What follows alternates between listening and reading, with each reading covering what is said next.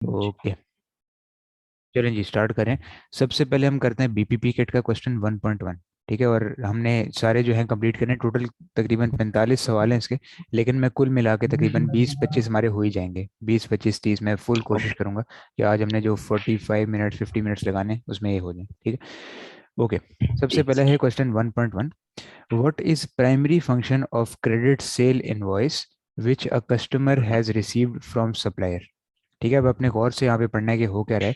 What is primary function, कौन सा ऐसा फंक्शन है किस चीज़ का, of credit sale invoice which a customer has receive from supplier. Supplier ने जो है कस्टमर को एक इनवॉइस भेजी है और वो है सेल इनवॉइस। इनवॉइस मैंने आपको बताया था ये क्या होता है, रिमाइंडर फॉर पेमेंट, राइट।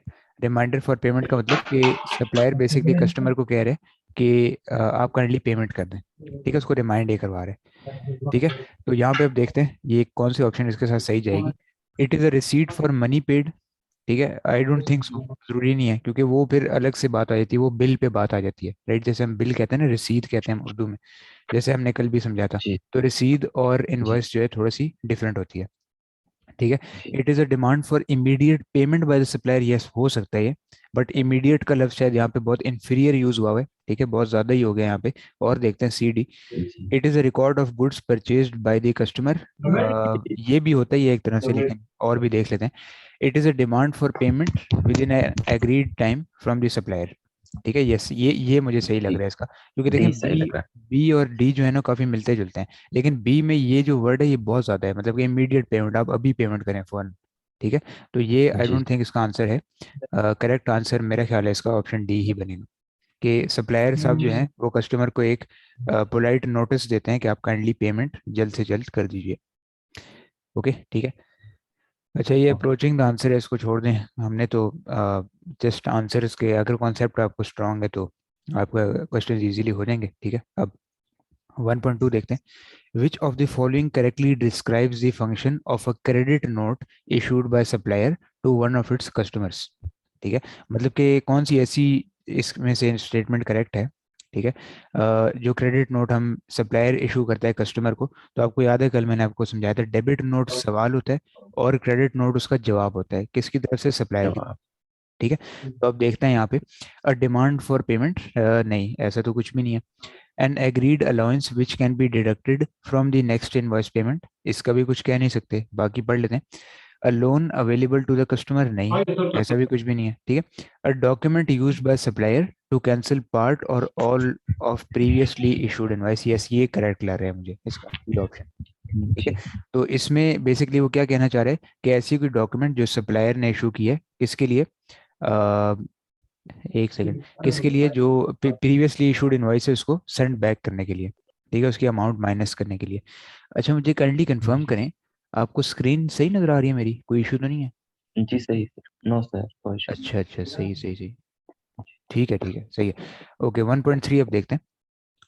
1.3 देखते हैं। Which of the following correctly describes. अच्छा, आई थिंक आपकी शायद बैकग्राउंड नॉइज आ रही है। आप काइंडली माइक म्यूट कर दें, जब भी क्वेश्चन हो आप पूछ लिया करें, ठीक है, ऑन करके।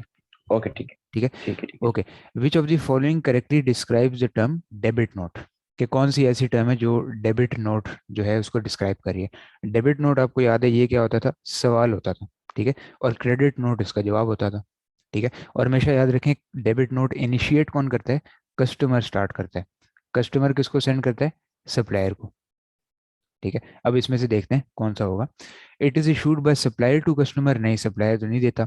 It is issued by customer to supplier to request credit note, yes, ये सही लग रहा है, क्योंकि ये जब कस्टमर इशू करेगा सप्लायर को तभी तो हमें जवाब में क्रेडिट नोट आएगा, right. It is issued by customer when goods are delivered, नहीं। तो आई थिंक मुझे जो सही ऑप्शन लग रहा है इसका, डी भी पढ़ लेते हैं एक नज़र। It is issued by customer to supplier to cancel an invoice received, नहीं, ऐसा भी कुछ भी नहीं है। ठीक है, तो ऑप्शन बी इसका करेक्ट मुझे लग रहा है। ठीक है, सही है जी, ठीक है। क्योंकि इनवॉइस अगर हम कैंसिल करेंगे तो उसका कोई मकसद नहीं बनता। बेसिकली अगर रिटर्न की यहाँ पे बात करें तो ज़्यादा सही लगती है यहाँ पे। ओके, ठीक है, यहाँ तक आपको क्लियर है, कोई इशू तो नहीं है। No sir. ओके, ठीक है जी। अब 1.4 करते हैं। अगला वाला, what is a trade discount. अच्छा, डिस्काउंट्स वाला भी टॉपिक हमने नहीं किया, वो मैं ऐसा करता हूँ कल वाली क्लास में ना वो चीज़ करवा देता हूँ। बैंकिंग वाला जो है थोड़ा सा लंबा चैप्टर है, वो हो सकता है हम जुम्मे वाले दिन देख रहे होंगे। ठीक है, तो कल हम दो टॉपिक्स करेंगे, एक तो सेल्स टैक्स है, एक डिस्काउंट है, दोनों बहुत इंपॉर्टेंट है। ठीक है। अच्छा, एक चीज़ मैं आपको अभी से बता दूं, ये अभी क्वेश्चन छोड़ दें। एक चीज़ मैं आपको अभी से बता दूं कि जो हमारा सिलेबस है ना वो ऐसे डिजाइंड है, मैं सारे स्टूडेंट्स के साथ इस तरह ही करता हूँ कि हमारी जो लाइव क्लासेस है ना वो 100% नहीं होंगी। मतलब कि इसका ये मतलब है कि कुछ टॉपिक्स मैं आपको एज ए रिकॉर्डेड लेक्चर दूंगा, ठीक है, कुछ टॉपिक्स मैं आपको लाइव क्लास में करवाऊंगा। लेकिन डेफिनेटली रिकॉर्डेड में जो इशू आएगा वो तो हम 100% डिस्कस करेंगे ही करेंगे लाइव क्लास में। ठीक है, क्योंकि जो भी इशू आ रहा होगा वो तो हम लाइव क्लास में ही कवर करेंगे। लेकिन इस तरह फ्लेक्सिबिलिटी देखें बढ़ जाती है कि कभी कभी टीचर अवेलेबल नहीं होता या कभी स्टूडेंट अवेलेबल नहीं होता, तो कभी कभी रिकॉर्डिंग्स देने से ये फ़ायदा होता है कि स्टूडेंट कभी भी देख सकता है उसको। ठीक है, दिन में, रात में, सुबह में, जब टीचर ना भी अवेलेबल हो तब भी। ठीक है, तो ये मिक्स एंड मैच है तकरीबन। आई वुड से कि मैं आपको आधा जो है ना किट के क्वेश्चन तो हम लाइव क्लास में ही करेंगे, लेकिन कुछ ऐसे टॉपिक्स होंगे जो मैं आपको रिकॉर्डेड लेक्चर में प्रोवाइड कराऊंगा। ठीक है, और उसकी उससे भी आपकी अंडरस्टैंडिंग फुल हो जाएगी। ओके, अब देखते हैं 1.5। ठीक है, नेक्स्ट वाला question, which of the following correctly explains sales tax. ठीक है, अब सेल्स टैक्स का भी एक लेक्चर है, बट यहाँ पे बेसिक पूछ रहे हैं सवाल कि सेल्स टैक्स क्या होता है, किस लिए होता है। A tax on business profit, नहीं ये गलत है। ठीक है, हमारे पास ना, मैं आपको एक जनरल बात बता रहा हूँ, FA2 FA1 लेवल पे इसकी इतनी बात नहीं है। जो हमारे पास टैक्स होते हैं ना वो दो टाइप के होते हैं। ठीक है, एक होता है सेल्स पे जो लगता है, सही है, और एक होता है जो इनकम पे लगता है। सही है। अब बेसिकली जो इनकम टैक्स होता है ना वो आपने काफ़ी सुना होगा, लोगों की सैलरीज पे लगता है, जो तनख्वाह उनको मिल रही होती है, बिजनेस जो प्रॉफिट कमा रहे होते हैं, नेट प्रॉफिट जो कमा रहे होते हैं, उस पे लगता है इनकम टैक्स। ठीक है, तो इनकम टैक्स एक डिफरेंट चीज़ है, सेल्स टैक्स एक डिफरेंट चीज़ है। सेल्स टैक्स में क्या होता है कि जो भी बिजनेस सेल कर रहा होता है ना उस पर टैक्स लगता है, उसको हम कहते हैं सेल्स टैक्स। अब इनकम टैक्स जो है वो ACCA के सिलेबस में जाके आपका F6 जो एग्जाम है ना उसके अंदर ही आएगा। लेकिन अभी FA1 लेवल पे हमारा सेल्स टैक्स ही चलेगा। ये FA1 में भी चलेगा, FA2 में भी, F3 में भी। ठीक है, फिर जाके आगे F6 के अंदर जाके ये टैक्सेशन आएगी आपकी इनकम टैक्स की। ठीक है, तो बिजनेस प्रॉफिट वाला कौन सा होता है, इनकम टैक्स होता है, सेल्स टैक्स नहीं होता। ओके, तो इसका मतलब ये गलत है। A tax levied on sale of goods and services which is administered and collected by the government. Yes, ये मुझे थोड़े हद तक सही लग रहे हैं क्योंकि यहाँ सेल ऑफ गुड्स की बात है, बट और भी पढ़ लेते हैं पहले। CD, a tax levied on sale of goods and services which is administered by the government। अब इसमें और ऑप्शन बी में क्या फ़र्क है, देख लेते हैं। Tax levied on the sale of goods which is administered and collected, yes, यहाँ पे देखें, यहाँ पे वर्ड है एडमिनिस्टर का, यहाँ पे कौन सा वर्ड है, एडमिनिस्टर एंड कलेक्टेड। अब एडमिनिस्ट्रेड का मतलब क्या होता है कि सिर्फ गवर्नमेंट देख रही होती है उसको, ऊपर से देख रही होती है, उसका कोई कंट्रोल नहीं है उसके ऊपर। सही है, सिर्फ गवर्नमेंट देख रही है काम सही हो रहा है या नहीं हो रहा। ठीक है, गवर्नमेंट की कलेक्शन जिम्मेदारी नहीं, ये कह रही है ऑप्शन सी, जो कि गलत है। ठीक है, जो टैक्स होता है वो गवर्नमेंट की ही रिस्पॉन्सिबिलिटी भी होती है कलेक्ट करना। ठीक है, क्योंकि ऑब्वियसली वो हम किसी और को तो नहीं दे सकते, गवर्नमेंट को ही देंगे। तो यहाँ पे इसका मतलब ऑप्शन बी मुझे सही लग रही है। डी भी देख लेते हैं, tax levied on sale of good and services which all businesses must pay, नहीं ऐसा तो नहीं है। आप F6 में भी जाके देखेंगे आगे, जो सेल्स टैक्स है वो सिर्फ वही बिजनेस पे करते हैं जो टैक्स अथॉरिटी से रजिस्टर्ड होते हैं, मतलब टैक्स रजिस्टर्ड होते हैं। जो रजिस्टर्ड नहीं है, जिनकी सेल ही तकरीबन 100, 150, 1000 की हो रही है पूरे महीने में या हफ्ते में, उनको तो टैक्स देने की कोई ज़रूरत नहीं है। ठीक है, तो आई थिंक इसका ऑप्शन बी जो है वो करेक्ट रहेगा, क्योंकि गवर्नमेंट कलेक्ट भी करती है, इसकी भी रिस्पॉन्सिबिलिटी होती है टैक्स लेना, और कंट्रोल करना भी इसकी रिस्पॉन्सिबिलिटी होती है।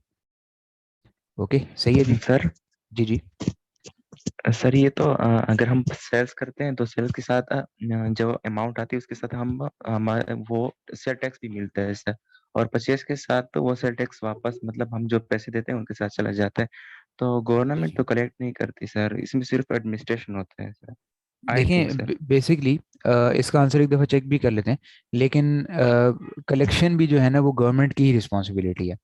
ठीक है, क्योंकि कलेक्शन में सर क्या होता है। कलेक्शन तो करते हैं लेकिन सर रीपे भी रिक्लेम भी तो होती है ना। जी जी, वो भी। अच्छा, मुझे एक काम करें, 2-3 मिनट दें मुझे, एक मुझे कॉल आ रही है, वो मैं अटेंड करके ना मैं आपको इसका जवाब देता हूँ। ठीक है, जस्ट 2-3 मिनट। ओके ठीक है। Okay, thank you. ठीक है सर।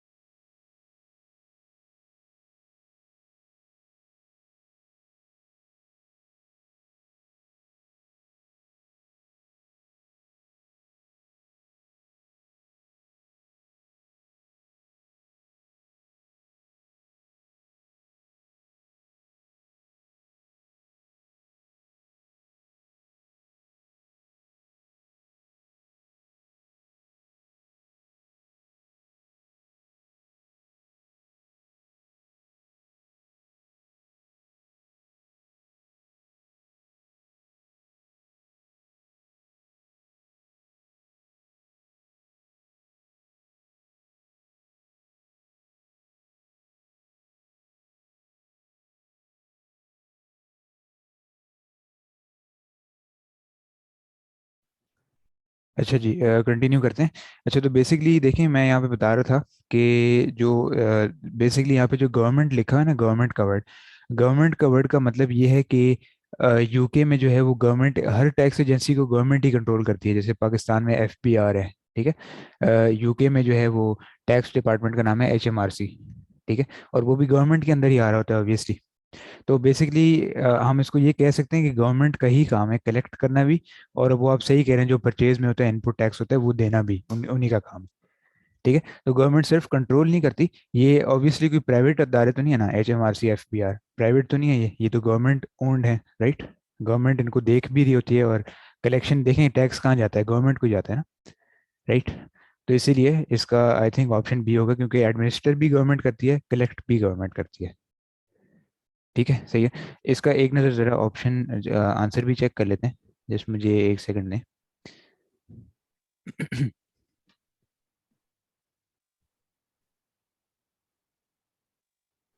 अच्छा जी, 1.5 है ये, एक मिनट।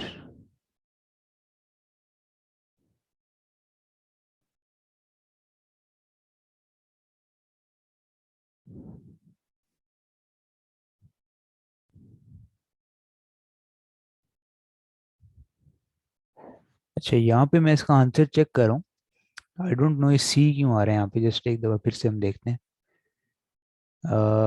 जिस एडमिनिस्ट्रेट देखें यहाँ पे हमारे पास क्या रीज़न दी हुई है, अब यहाँ से पढ़ते हैं। Government administer sale tax but collection work is done by sales tax registered trader who must pay over any sales tax due to the government. मतलब कलेक्शन यहाँ पे ये कहना चाह रहे हैं, collection work is done by sales tax registered trader.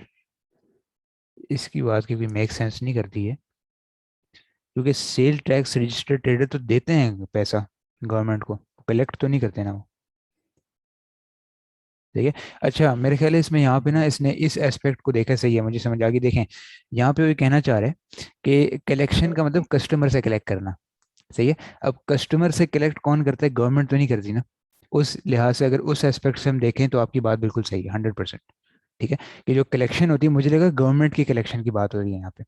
सही है। तो जो कस्टमर की कलेक्शन होती है, वो कौन करता है, वो तो ट्रेडर्स ही करते हैं, जो बिजनेस ओनर्स होते हैं। गवर्नमेंट तो तब लेती है जब consumer to consumer to consumer, उसके बाद जाके एंड में गवर्नमेंट को पहुंचता है, राइट, ऐसे ही है। तो इसका जो करेक्ट ऑप्शन है वो यहाँ पे हम सी लगा लेते हैं। ठीक है, सी ऑप्शन इसका करेक्ट है। Okay sir. ओके।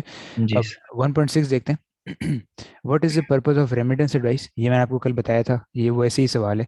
तो इसमें हम क्या करते हैं कि एक नोट होता है जिसमें लिखा होता है, बिजी सोल ट्रेडर्स को हम देते हैं, और बिजी जो सप्लायर्स होते हैं, इसमें लिखा होता है कि इन इन गुड्स के लिए, इन आइटम्स के लिए हमने आपको पेमेंट कर दी है, और एक काइंडली चेक अटैच्ड है या कैश इसके साथ अटैच्ड है, please find the attached cheque, मतलब इसके साथ हम बता रहे होते हैं। ठीक है, तो इसका ऑप्शन ए ही मुझे लग रहा है सही। It provide detail of amounts being paid. ठीक है, कि किन के लिए अभी हम पेमेंट कर रहे हैं, किन गुड्स के लिए। ओके, ठीक है। अब जी सर। वन सर, पॉइंट जी डी जी, ऑप्शन अगर डी ऑप्शन आप चेक कर लें। कौन सा वाला? डी सी में it provide detail of cheque to be issued. अच्छा अच्छा, ये वाला, it provides detail of cheques to be issued. मतलब कि देखें, यहाँ पे कह रहे हैं कि जो चेक्स इशू करने हैं उनके बारे में ये बताता है, लेकिन ये करने वालों के लिए नहीं होता, जो हम कर चुके होते हैं। बीइंग पेड का मतलब है जो हम पे कर चुके हैं, जो अमाउंट, जो गुड्स अच्छा। हमें मिल गए हैं, जो हम पे कर चुके हैं, उनके लिए जो है ये रेमिटेंस एडवाइस दी जाती है। ओके सही। Sir, clear. ओके, एक सेकेंड।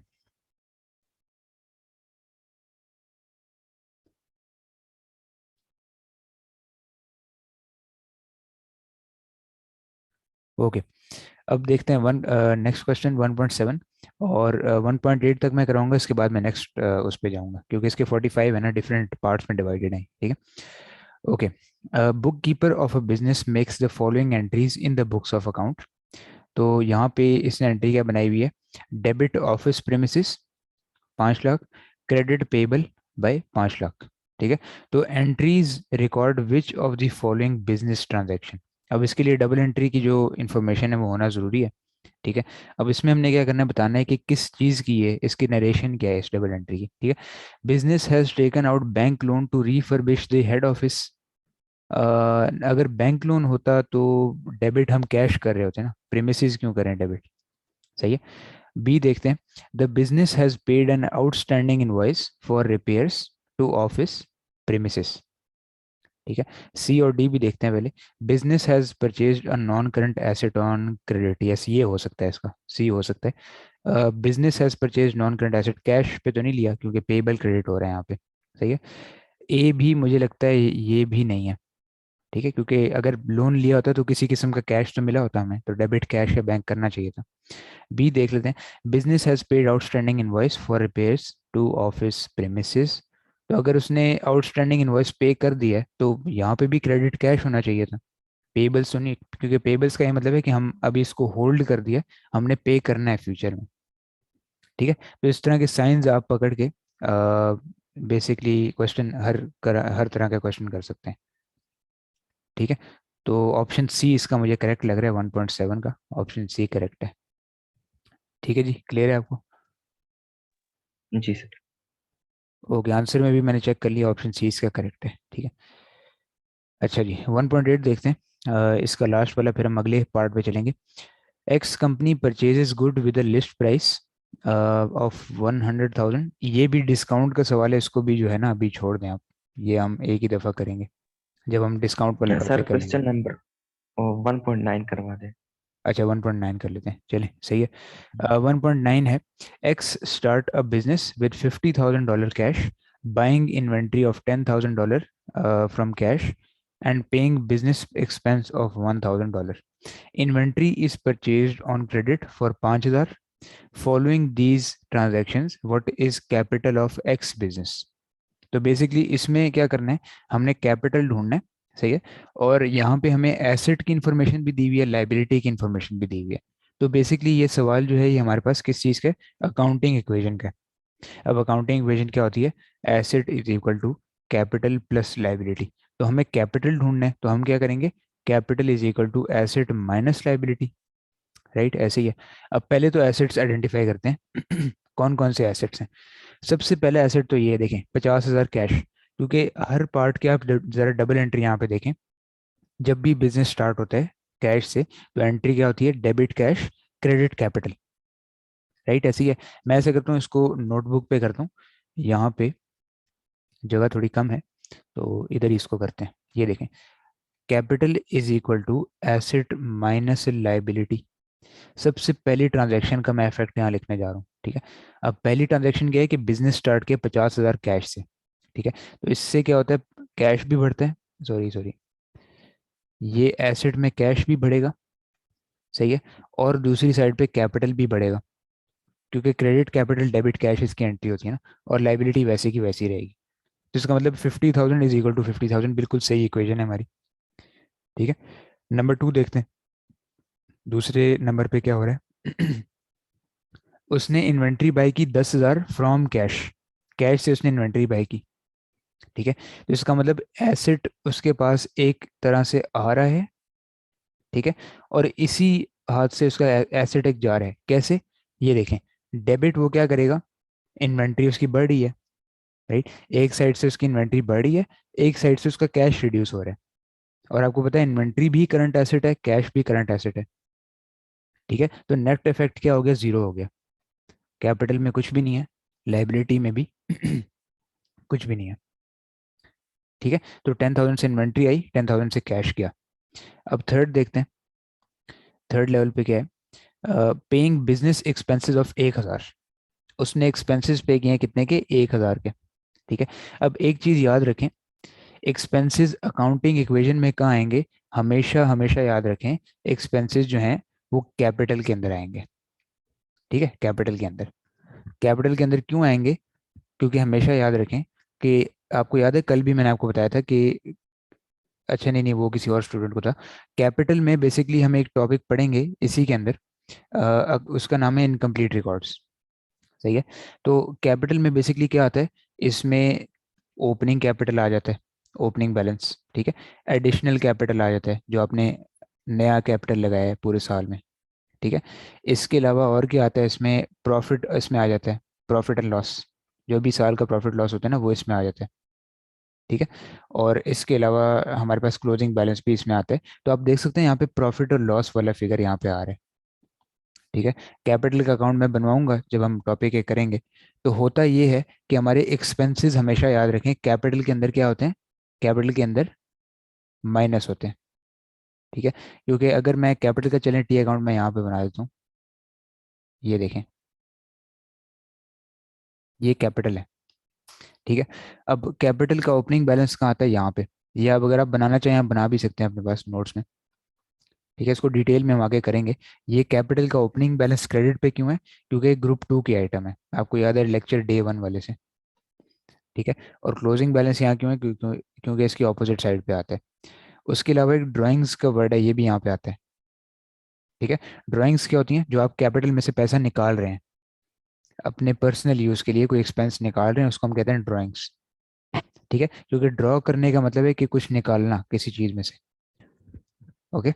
अब उसके अलावा एडिशनल कैपिटल जो है वो यहाँ पे आ जाता है। ठीक है, क्योंकि वो कैपिटल को बढ़ा रहे हैं ना, तो जो भी चीज़ें बढ़ा रही हैं वो क्रेडिट साइड पे आ रही हैं। ओके। अब इसके अलावा हमारे पास अगर प्रॉफिट होता है तो वो यहाँ पे आता है, ये बैलेंसिंग फिगर होता है। ठीक है। थोड़ी सी टी अकाउंट से हट के बात है, लेकिन आपको काफ़ी फायदा ये देगी आगे भी। ठीक है। लॉस है तो वो डेबिट साइड पे आएगा, प्रॉफिट है तो वो क्रेडिट साइड पे आएगा। ठीक है। तो मैंने बेसिकली एक्सपेंस को यहाँ से माइनस क्यों किया है, क्योंकि ये लॉस को कंट्रीब्यूट कर रहा है। ठीक है, जब भी एक्सपेंस होता है उससे प्रॉफिट घटता है ना, नीचे होता है। तो अगर प्रॉफिट घटेगा तो इसका मतलब कैपिटल भी नीचे होगा। सही है, तो ये इसका मीनिंग है। अब देखते हैं जरा यहाँ क्या लिखा हुआ है। Paying business expenses of 1,000। Okay, तो इससे क्या होगा, कैपिटल भी 1,000 से डिक्रीज होएगा। ओके। और हम कैश पे करें ना साथ, एक्सपेंस की एंट्री क्या होती है, डेबिट एक्सपेंस क्रेडिट कैश। तो कैश भी नीचे हो रहा है, और एक्सपेंस जो है वो कहाँ से नीचे हो रहा है, कैपिटल अकाउंट में से, क्योंकि और उसका कोई जरिया नहीं है ऑब्वियसली। और एसेट भी हम किससे करेंगे, -1,000। और लाइबिलिटी पे कोई इफेक्ट नहीं पड़ेगा। ठीक है, ये चीज़ आपको समझ आई है, ये मैं फिर से कर दूँ एक्सप्लेन। जी सर, समझाइए। ओके, सही है। अब आगे देखते हैं, inventories purchase on credit for 5,000। मजीद इन्वेंट्री आई है कितने पे, 5,000 क्रेडिट पे। तो इसमें क्या होगा कि एसेट हमारा बढ़ रहा है एक साइड पे, एसेट इज इंक्रीजिंग। ठीक है। और एक साइड पे हमारा क्या हो रहा है, लाइबिलिटी भी बढ़ी है साथ, क्योंकि डेबिट, क्या है हमारी एंट्री हुई है, डेबिट परचेज क्रेडिट पेबल। तो पेबल भी यहाँ पे बढ़ा है, पेबल एक लाइबिलिटी होती है, और इन्वेंट्री भी बढ़ी है। तो ये भी, इसका भी इफेक्ट क्या आ जाएगा, जीरो। ये फोर्थ वाली होगी। हमने यहाँ पे क्या बताना है, हमने बताना है यहाँ पे कैपिटल इसका। सही है। अब देखें, 50,000 में से 1,000 जो है माइनस कर दें तो हमारे पास क्या आता है, 49,000। देखते हैं हमारी इक्वेशन बैलेंस करी है या नहीं करी। अब इसका इफेक्ट जीरो है। ठीक है। 50,000 में से 1,000 निकाल दें, 49,000। 49,000 में 5,000 प्लस कर दें, 54,000। ठीक है। और लाइबिलिटी साइड पे सिर्फ एक क्या चीज़ है, ये 5,000। ठीक है। तो हो क्या रहा है, देखें बिल्कुल हमारी इक्वेशन सेम आ रही है। 54,000 में से 5 निकलते हैं तो क्या आता है, 49 आता है। दैट मीन्स हमारा कैपिटल का क्या बैलेंस है, 49,000 बैलेंस है। ओके, तो ऑप्शन बी इसका यहाँ पे करेक्ट रहेगा। तो इस तरह हमारे अकाउंटिंग इक्वेशन के जो सवाल हैं वो होंगे। ओके, सही है, क्लियर है आपको। जी सर, गॉट इट। ओके। अब 1-2 मिनट की ब्रेक ज़रा लेते हैं छोटी सी, और उसके बाद फिर हम नेक्स्ट पार्ट पे ज़रा चलते हैं। अच्छा, इसके पार्ट्स तो वैसे हैं नहीं, एक ही कंटिन्यूएशन में है सारा। सही है, सही है। तो मैं अभी क्वेश्चन कंटिन्यू जी। करता हूँ, जस्ट 1-2 मिनट की ब्रेक लेते हैं, उसके बाद फिर 10 ऑनवर्ड्स देखते हैं यहाँ पे। ठीक है। ओके।